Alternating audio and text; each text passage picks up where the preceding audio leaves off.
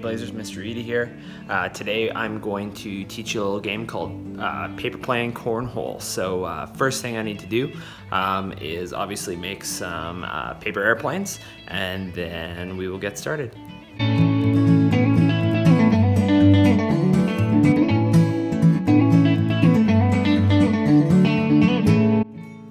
So to play the game, all you need is 3 paper airplanes like I've made already.